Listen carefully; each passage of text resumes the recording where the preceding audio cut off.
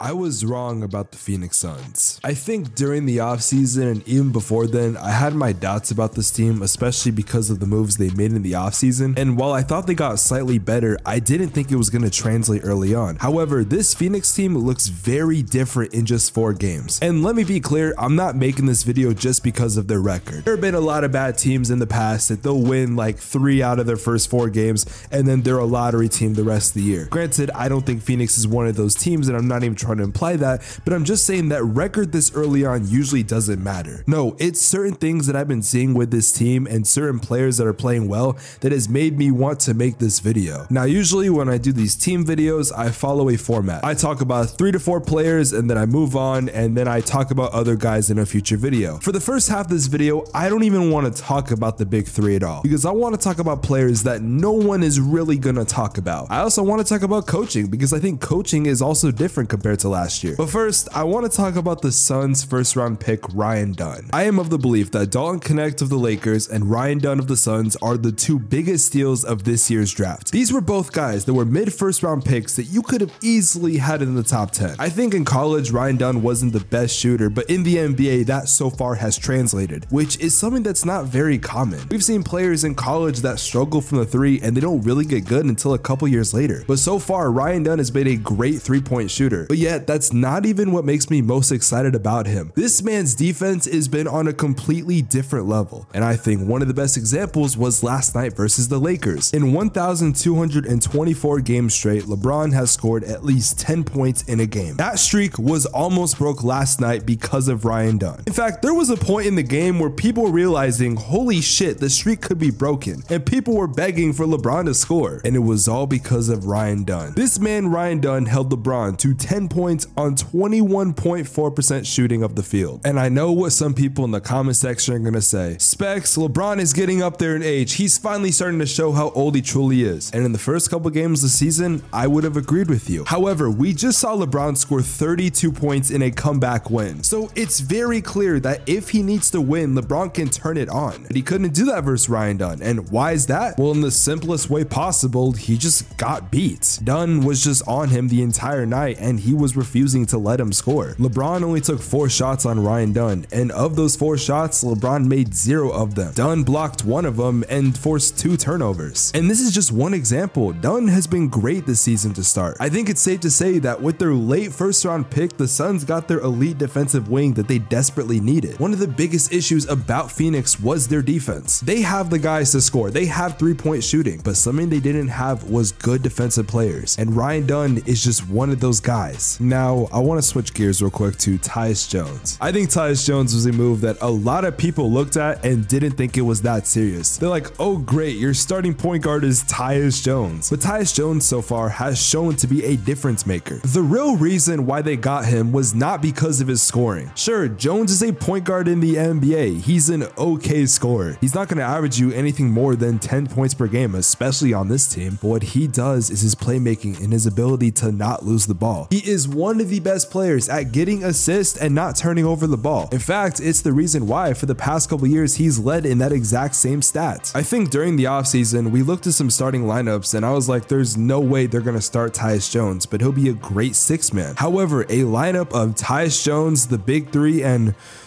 oh my God, we gotta talk about this guy, don't we? Listen, if you're a real Suns fan and you've watched every single game, you know that what I'm about to say is going to drive me up a wall. But let's talk about Jusuf Nurkic for just a minute, because if I talk about him any longer, I'm probably gonna have a broken monitor and you're not gonna see this video. Jusuf Nurkic so far this season has been terrible, and there's no easy way of putting this. Now, if you guys know me, I am someone that loves to play devil's advocate. I like to look at both sides and see if maybe there's a middle ground we can look at. And unfortunately for a lot of Suns fans, I'm gonna have to do that right here, because I have 2 legitimate reasons on why I don't think we can just trade Nurkic or dump him off right now. For one, who are we going to get? Even if Jusuf Nurkic is the worst center in the entire NBA, who would we get? If we're taking in salary as a consideration, guys like Nick Richards and Jonas Valanciunas and Michelle Robinson, they're great pickups. But the one thing is, are those teams really gonna want Jusuf Nurkic? The only player out out of all of those three that I just named, and those are just three players I could think of, out of those three, I think Nick Richards is the most legitimate and possible guy we could get. And is Nick Richards going to be that much of a difference maker compared to Jusuf Nurkic? If this was my team, I would want Mitchell Robinson or Robert Williams, but I'm trying to be realistic, and I don't think there's anybody that Phoenix could get that would objectively be better than Jusuf Nurkic. I would say, hey, let's trade Jusuf Nurkic and some first round picks if we even have any. But after seeing what Ryan Dunn has done so far, do you really want to trade your first round picks? If I'm being 100% real with you guys, I think the only way Jusuf Nurkic can get traded is if it involves Grayson Allen. And me personally, I don't want to get rid of Grayson Allen just yet. I mean, we just gave this man a big extension, and also he's a great three-point shooter, and we're going to need guys like that come playoff time. But even if we're in a universe where I don't want to trade Jusuf Nurkic, there is something we have to consider. This man is fresh off an injury. Now, is it a finger injury? Yes. But I could try to make an argument on why this injury has somewhat affected his play. Now, granted, stats are stats, and we can look at and say objectively when he's on the court, he's a negative. I mean, let's look at the first Lakers game. The Suns were doing so well in the first half. They had like a 22-point lead at one point, and then Jusuf Nurkic started just playing terrible, and they benched him for Mason Plumlee, which Mason Plumlee, by the way, he's been a great pickup. People made fun of Phoenix for getting him, but he looks comfortable right now. He's been aggressive. He's been way better than Jusuf Nurkic. I can tell you that for sure. In fact, there are some people saying that they should start Mason Plumlee over Jusuf Nurkic. In what universe have you seen people say that before? Now, I think it's time we address the big three, because this was one of the biggest question marks, not just for the Phoenix Suns, but for the entire NBA. How is this team going to look in year two with these three guys? Well, Devin Booker in the first couple games, he struggled, I'm not gonna lie. At least if we're talking about scoring, because he looked well in every other way. I mean, he was playing good defense, he was good off the ball, on the ball, but he just wasn't scoring as much points as he usually does. However, last night versus the Lakers, he had his first pop-out game of the year, had 33 points, and was a big reason on why Phoenix was able to win. Now, you have to remember, he is on a team with three different really high-level scorers, so I don't expect Booker to average 30 points per game. Would I love it? Yes, but I just don't think that's realistic. I do expect there to be times where Book will score 30 or 40 points, but I also expect times for him to barely be able to get 20, because they do have guys like Bradley Beal and Kevin Durant. And speaking of Kevin Durant, he's been nothing but consistent to start off the year. I think in the past 3 straight games, he's had over 30 points, and he hasn't looked bad whatsoever. But I really don't think there's anything I can say about Kevin Durant in this video that you don't already know. But someone that was a very big question mark was Bradley Beal, because as soon as Phoenix lost last year, I was ready to say, let's trade him, let's get this over with. But I think that was very unfair of me to say. I think for what it's worth, so far Bradley Beal has looked solid as a third option. Like I said with Book, I don't expect him to be a guy to average 30 points per game, but I do expect there to be times where, let's say Book is in foul trouble and KD just isn't scoring. Well, they'll have a guy like Bradley Beal that can step up and can score well for them. In the first game of the year, he looked solid. In both Lakers games, he also looked solid. But I do think that during the entire year, Bradley Beal is going to be a very reliable third option. Ladies and gentlemen, if it's not obvious, I'll say it again. This is not the same Phoenix Suns team that we saw last year.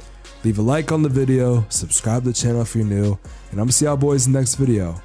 Peace.